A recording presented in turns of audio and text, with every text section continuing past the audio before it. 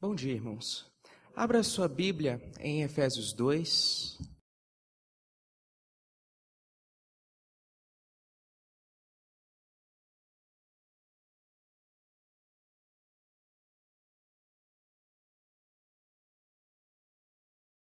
Nós faremos a leitura dos versos 1 a 10 de Efésios 2.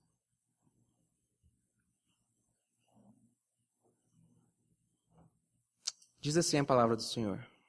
Ele vos deu vida, estando vós mortos nos vossos delitos e pecados, nos quais andastes outrora, segundo o curso deste mundo, segundo o príncipe da potestade do ar, do espírito que agora atua nos filhos da desobediência, entre os quais também todos nós andamos outrora, segundo as inclinações da nossa carne, fazendo a vontade da carne e dos pensamentos, e éramos, por natureza, filhos da ira, como também os demais.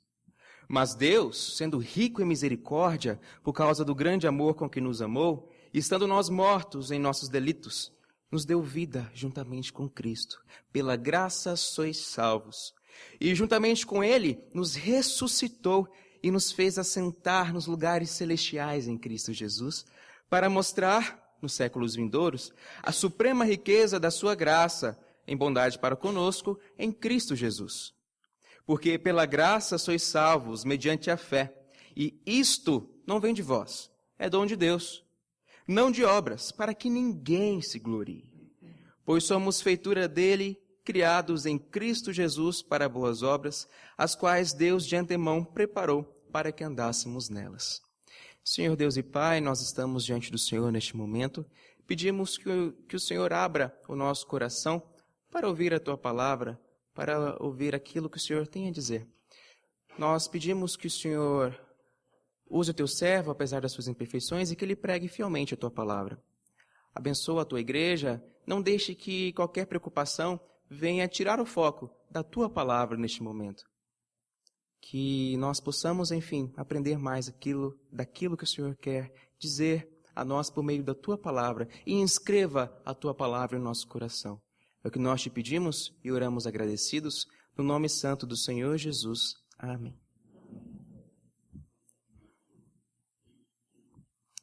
Irmãos, o homem é bom ou mau por natureza?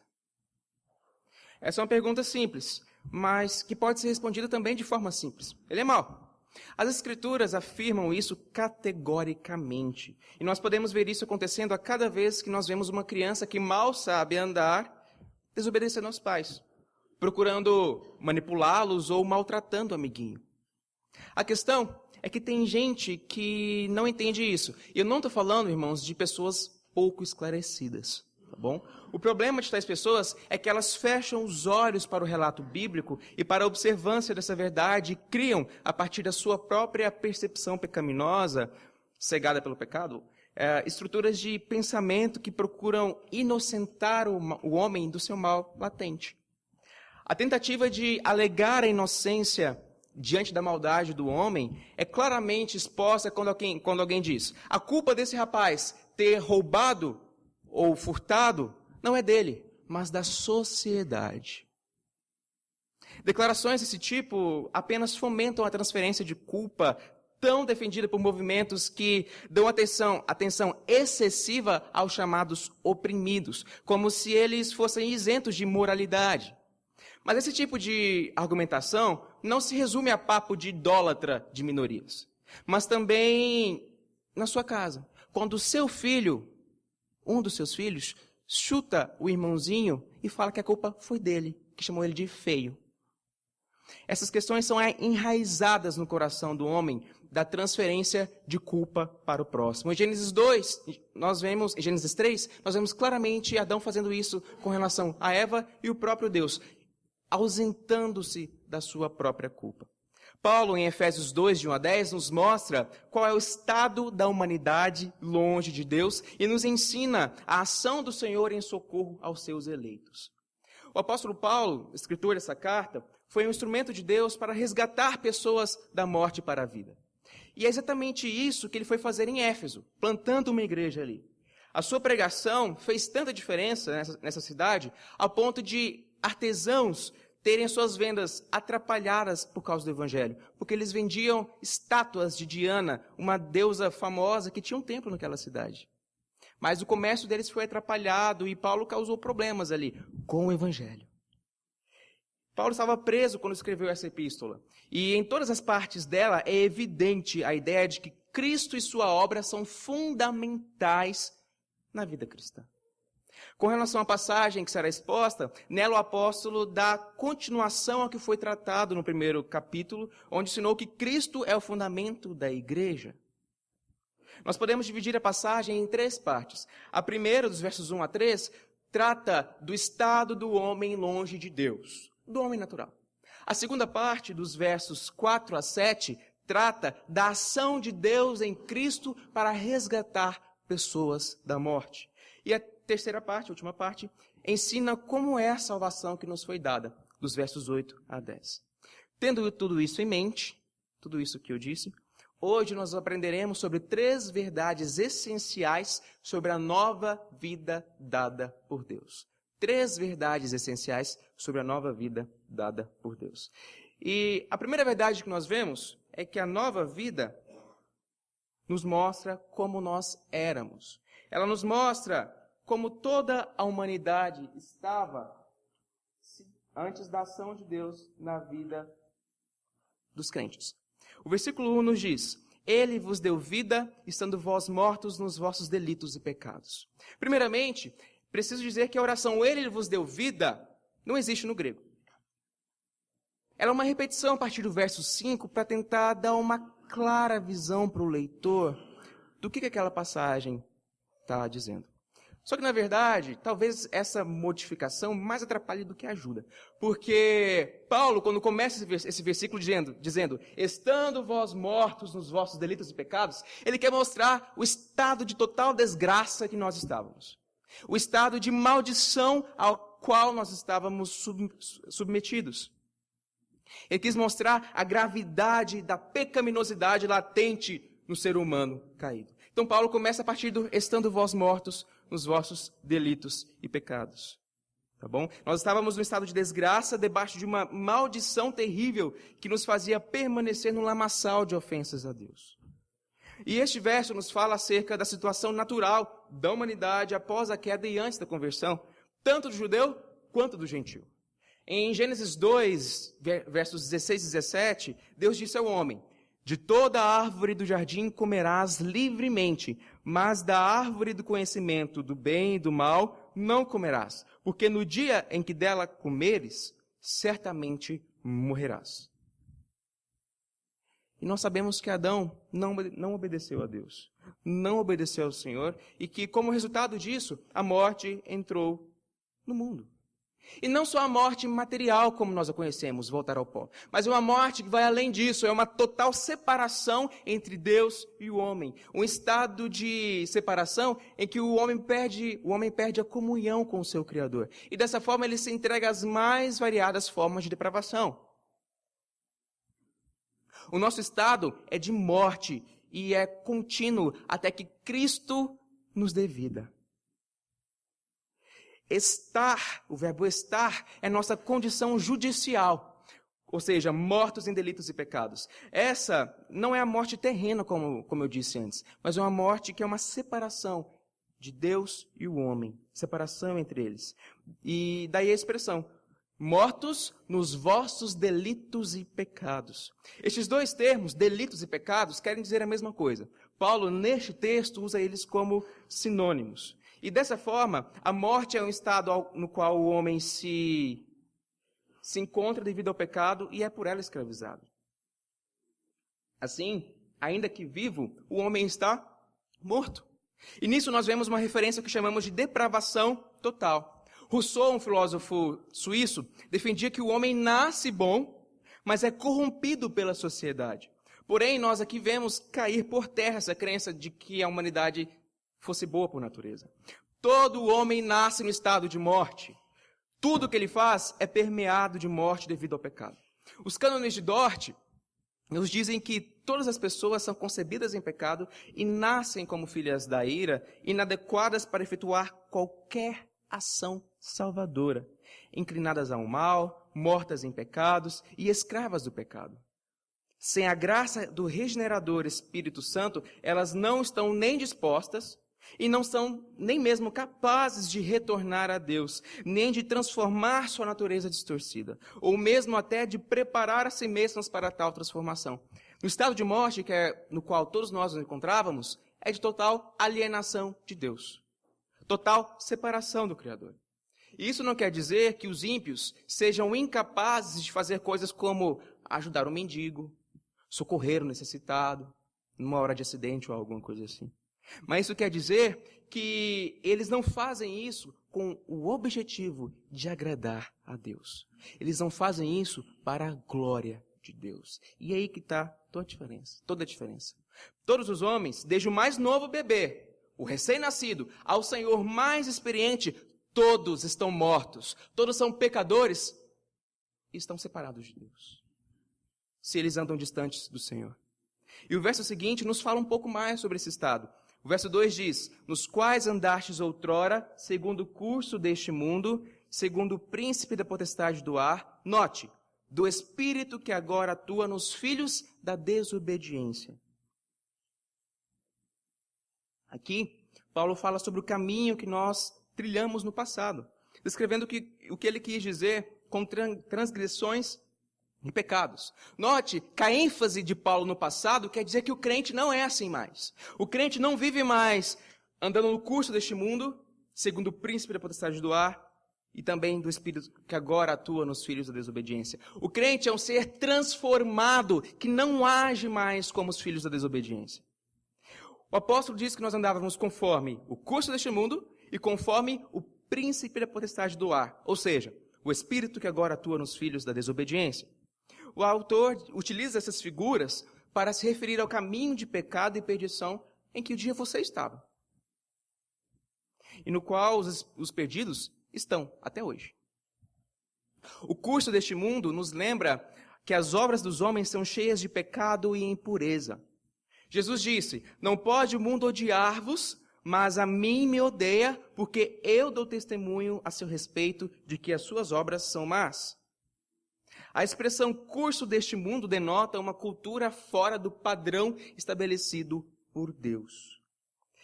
E o príncipe da potestade do ar é o diabo. Ar faz referência a um poder espiritual que atua no mundo. Satanás é o espírito que atua no mundo, nos filhos da desobediência. Eles, os filhos da desobediência, são aliados do diabo. E você também era. E eu também era. O diabo é o pai dos que estão mortos, porque eles vivem na prática do pecado. Essas pessoas estão obscurecidas de entendimento, estão alheias à vida de Deus por causa da ignorância em que vivem e por causa da dureza do seu coração. Elas se maculam em prostituição, impureza, paixão lasciva, desejo maligno e avareza. O verso 3 diz: entre os quais também todos nós andamos outrora, segundo as inclinações da nossa carne, fazendo a vontade da carne e dos pensamentos, e éramos, no passado, note, éramos, por natureza, filhos da ira, como também os demais. O apóstolo diz que nós agimos anteriormente da mesma maneira que os filhos da desobediência, nos comportando conforme os desejos, e desejos aqui é a mesma palavra grega para se referir ao não cobiçarás dos 10 mandamentos. Tá bom? Então, nos comportando como os desejos da carne, dos pensamentos, cobiçando coisas, pecando contra o Senhor. Carne aqui não é uma concepção gnóstica em que o espírito é bom e a carne é má, não, gente. Mas quando Paulo usa a palavra carne, ele quer falar da nossa natureza pecaminosa, natural. E pensamentos nos mostra que o pecado afetou também o nosso intelecto. Sendo assim, todo o nosso ser, mente, corpo, eram depravados. Todo o nosso ser era depravado, alma e corpo. E totalmente depravado não quer dizer que o homem faz o pior tipo de coisa que ele poderia fazer. Totalmente depravado quer dizer que ele pode fazer o pior tipo de coisa, mas só não faz porque Deus não deixa. Deste modo, nem todos os homens são assassinos ou estupradores somente porque Deus refreia o pecado deles. Se não fosse Deus refreando o pecado, todos os homens seriam o que eles potencialmente podem ser. Por isso que Deus não deixa que o mundo caia no pior estado que ele possa entrar. Porque ele mesmo refreia o pecado até mesmo dos ímpios, para o bem de todos nós, para o bem dos seus filhos. Sendo assim, os ímpios só não fazem a pior coisa que eles fazem por motivo de força maior, literalmente. E o texto nos diz que não somente procedíamos da mesma forma que os ímpios, mas também nós éramos filhos, por natureza, da ira. Essa ira da qual éramos filhos é a ira que Deus dispensa contra os filhos da impiedade. Tá? Em Romanos, Paulo diz, a ira de Deus se revela do céu contra toda impiedade e perversão dos homens que detêm a verdade pela injustiça. Em Tito 3,3 nós lemos, pois nós também outrora éramos nécios, desobedientes, desgarrados, escravos de toda sorte de paixões e prazeres, vivendo em malícia e inveja, odiosos e odiando-nos uns aos outros. Sendo assim, diante de tudo que esses versos nos dizem, não havia diferença entre você e os que estão no presídio. Entre você e o menor que está preso. Entre você e o pior tipo de pessoa que você imagina. Você não tinha qualquer diferença dele. Todos nós éramos mortos. Todos nós estávamos separados de Deus e só não fazíamos coisa pior porque Deus refreava o nosso pecado. Tá bom? Sendo assim, a nova vida nos mostra como éramos. Porém, tem uma boa notícia. E é boa. Deus teve misericórdia de nós. E é isso que será mostrado na segunda verdade do texto. A nova vida nos mostra o que Deus fez. A nova vida nos mostra o que Deus fez. Os versos 4 e 5 nos dizem, mas Deus, sendo rico em misericórdia por causa do grande amor com que nos amou, e estando nós mortos em nossos delitos, nos deu vida juntamente com Cristo. Pela graça sois salvos. O verso 4 agora introduz a parte central da mensagem. A ação de Deus. A palavra mas nos indica que algo aconteceu apesar do que foi dito antes. Tá bom? E Paulo nos fala de uma ação de Deus que é rico em misericórdia, provocada pelo grande amor com que o Senhor nos amou. A forma como a palavra amor foi escrita aqui no texto nos remete a um fato histórico. E qual é o maior fato histórico que nós podemos relacionar ao amor de Deus? A crucificação do Filho. Na cruz, Deus provou o amor dele por nós, enviando o seu Filho e fazendo com que ele morresse por nós. E ele aceitou de bom grado. Cristo na cruz morreu por nós e mostrou o seu amor pelos seus filhos. A cruz é uma das maiores provas, ou a maior prova do amor de Deus por nós. Jesus, sendo Deus santo e onipotente, foi mandado pelo Pai, também Deus santo e onipotente, para morrer na cruz por miseráveis, desgraçados, como eu e você. E é um mistério para nós quando é porque Deus amou uns e não outros. O que sabemos é que somos frutos desse amor e devemos nos alegrar por isso. Não porque como se a gente tivesse algo digno de chamar a atenção de Deus para a gente. Não. Deus simplesmente nos amou. Como Esaú e Jacó. Deus amou a um e odiou a outro antes deles nascerem. E ele não fala por quê. E assim foi conosco. O apóstolo nos diz, continuando, estando nós mortos em nossos delitos, nos deu vida. Assim, nessa circunstância, um estado de morte, foi que ele nos vivificou também no passado.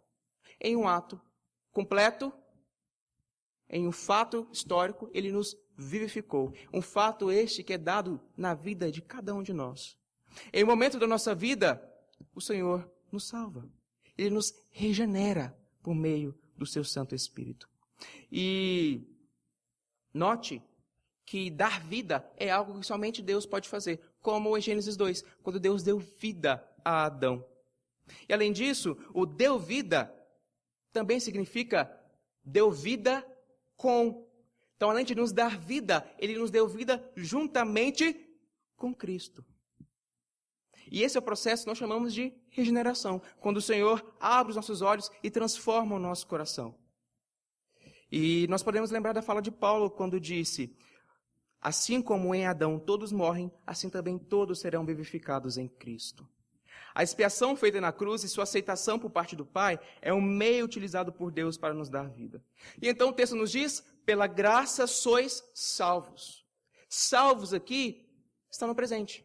Vocês são salvos pela graça de Deus. E mais, a forma como salvos foi escrito também nos remete a algo permanente. Ou seja, ninguém perde a salvação. A salvação é dada de uma vez por todas. O Senhor nos transforma de uma vez por todas, de uma forma irrevogável. E nada pode separar você do amor de Deus. Sendo assim, nós saímos do estado de morte e viemos agora para o estado de vida. Agora nós somos nova criatura. E isso inteiramente por obra divina, e não sua. E no próximo verso, Paulo continua desenvolvendo a ideia. Ele diz: e juntamente com ele nos ressuscitou e nos fez assentar nos lugares celestiais em Cristo Jesus. Paulo nos diz que Deus nos ressuscitou por meio de Cristo e com Cristo, juntamente com Cristo. E nos fez assentar nos lugares celestiais por meio de Cristo e junto com Cristo. E Deus fez essas duas coisas no passado. Ou seja, você já morreu, e você já ressuscitou com Cristo, e você já está sentado nos lugares celestiais. Você já faz parte do reino de Deus, e por isso deve viver como alguém que faz parte do reino de Deus. Senão, alguma coisa está errada. E pode ser grave.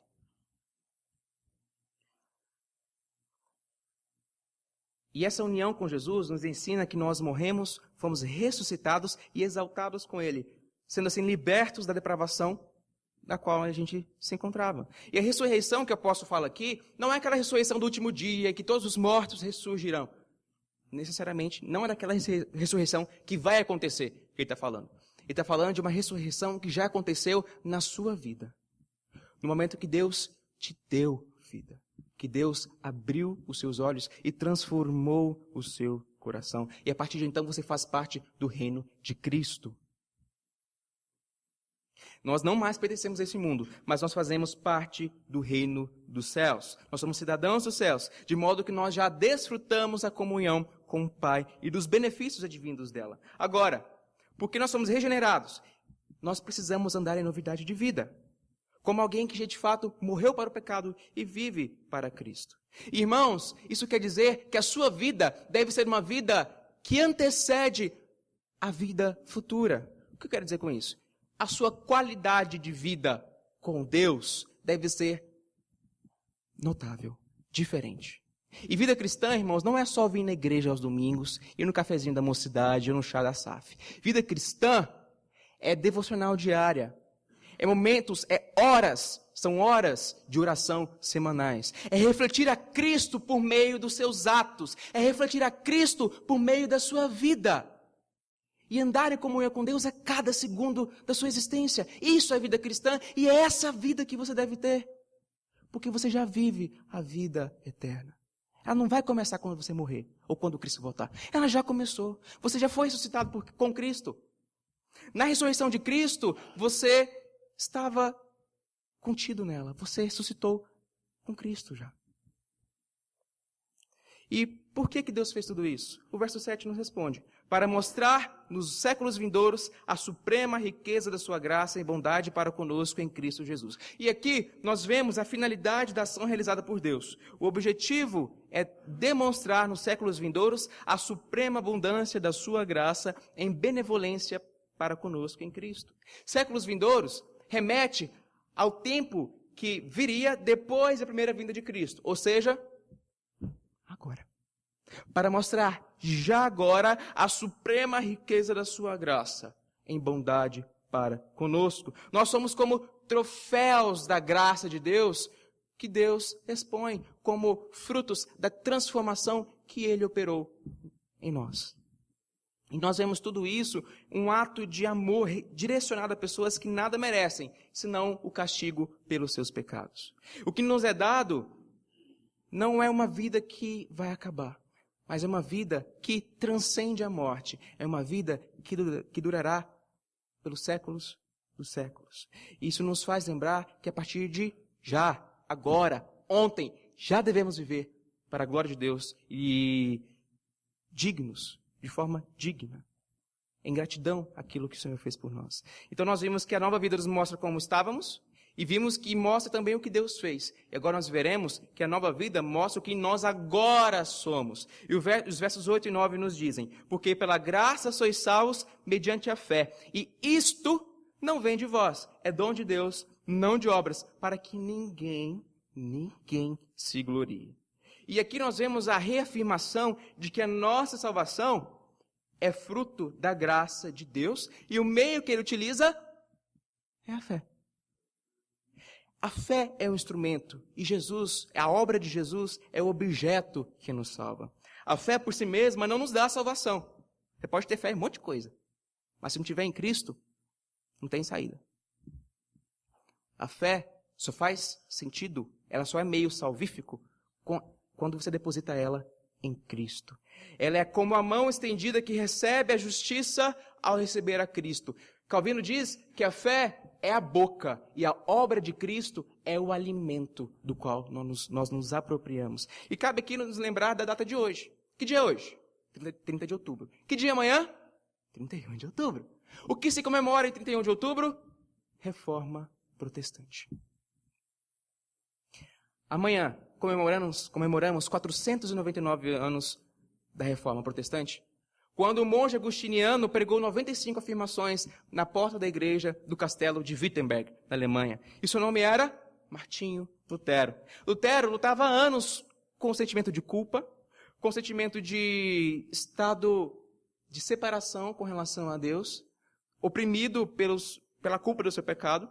E a igreja romana, daquela época até hoje, defende que as obras salvam. Você precisa fazer obras para ser salvo. Você precisa acumular méritos para que esses méritos sejam suficientes para pagar os pecados que você comete. E Lutero vivia angustiado por causa disso. Até que um dia, um versículo de Paulo fez totalmente diferença na vida dele, quando ele o entendeu. Que diz: o justo viverá pela fé. Lutero diz o seguinte: apesar de viver irrepreensivelmente como monge, a consciência perturbada me mostrava que era um pecador perante Deus. Assim, eu odiava um Deus justo que castiga os pecadores. Eu me senti ferido de consciência, revoltado intimamente. Contudo, eu sempre me voltava para o mesmo versículo: o justo viverá pela fé. Porque eu queria entender o que Paulo queria falar ali. Contudo, depois de meditar neste ponto durante muitos dias e noites, Deus, na sua graça, me mostrou a palavra: o justo viverá da fé.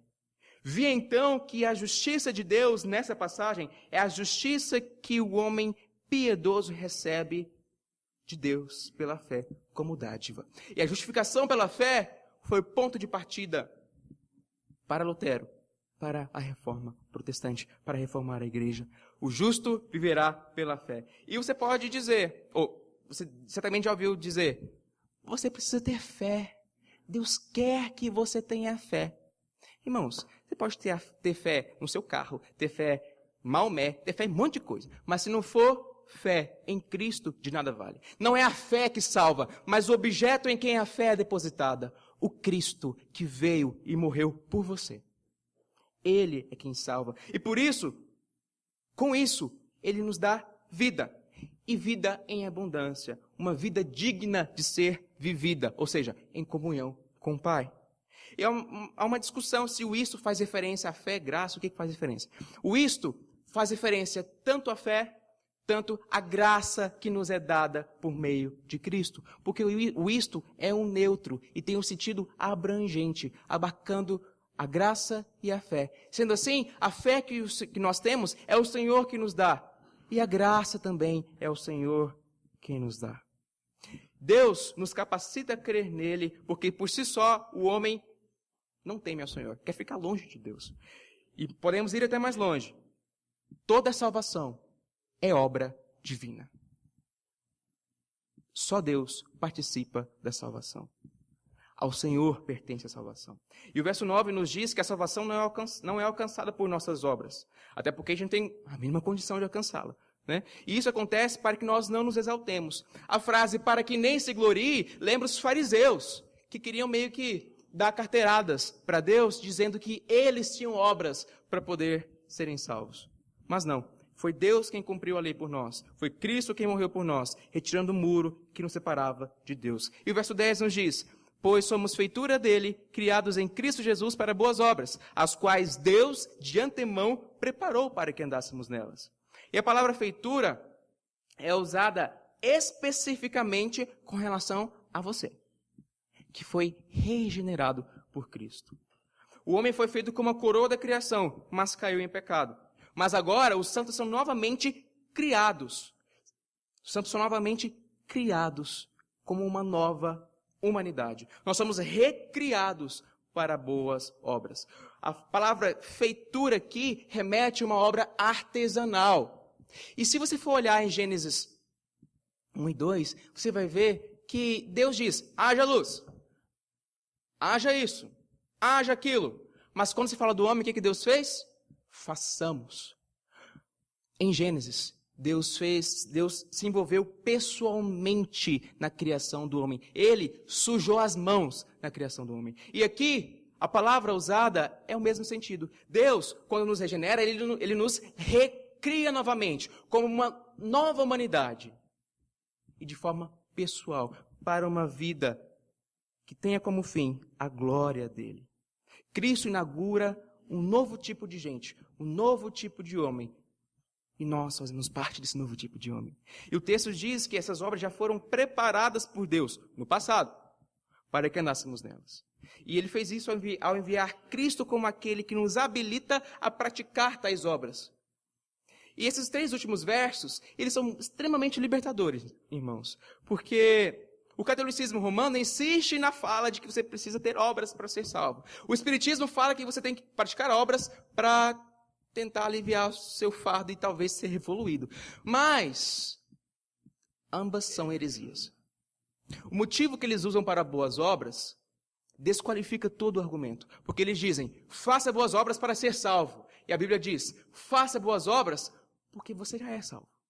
O ponto de partida, a motivação é totalmente diferente. Você não faz boas obras para achar favor diante de Deus. Mas você faz boas obras porque Deus já fez uma na sua vida. E só por isso você faz boas obras, e só por isso elas são validadas. Elas são de fato recebidas por Deus. E é sua obrigação fazê-las. Todo crente deve praticar boas obras. Boas obras não é da caridade, não é ajudar um orfanato, não é isso. São coisas boas, são obras boas, não são más. Mas boas obras que a Bíblia diz é obediência, santidade, vida em comunhão com Deus. Uma vida que seja transformada pela obra de Deus na vida do crente. Sendo assim, nós fazemos boas obras porque nós somos salvos. O ponto de partida é Deus e não nós. É porque Ele nos salvou que nós fazemos boas obras. Antes nós andávamos em pecado, mas agora, em contraste, nós devemos andar em santidade. Fazer boas obras, obediência a Deus, porque fé sem obras é uma fé morta. Fé sem obras é uma fé desqualificada, é uma fé sem sentido, porque a fé produz obras. Isso nos mostra que aqueles que creem estar salvos, aqueles que sabem que estão salvos permanentemente, eles não podem viver em pecado por causa disso. Eu estou salvo, agora eu vou fazer o que eu quiser. Não. Se você entende que Deus te salvou, a primeira coisa é retornar, ir na contramão, obedecer a Deus. Se você acha que porque você é salvo, você pode pintar e bordar, tem coisas difíceis aí, drásticas, tá bom? Então, irmãos, hoje nós falamos sobre as 3 verdades essenciais sobre a nova vida dada por Deus.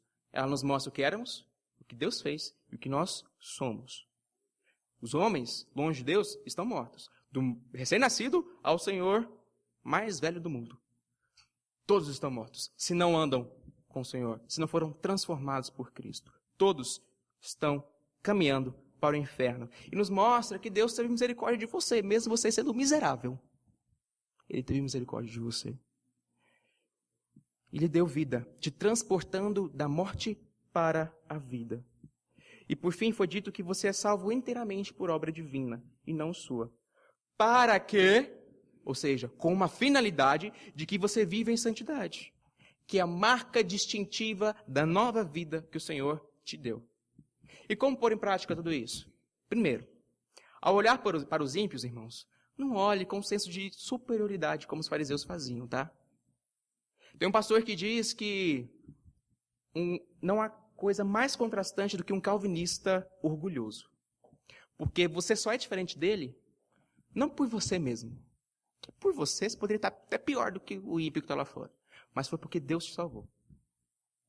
Segunda coisa, Deus te deu vida e por isso você deve levar o evangelho aos mortos e em pecados para que outras pessoas também ouçam do evangelho e Deus, se assim o aprover, lhes dê vida. Se eles forem eleitos do Senhor. Reconhecer que o Senhor te salvou deve fazer com que você fale da obra de Cristo para outras pessoas. Terceira coisa, a salvação pela graça não te dá o direito de pecar, mas faz você ansiar aquilo que Deus requer de você como santo, em resposta a tão grande dádiva. Todas as vezes que vier o desejo de pecar, por ira, olhar lascivo ou qualquer outra coisa, fuja. Com o pecado não se brinca. Fuja. Você tem vivido de forma que agrada ao Senhor? Repense a sua vida e veja se você tem cumprido o objetivo para o qual você foi salvo. Que Deus nos abençoe.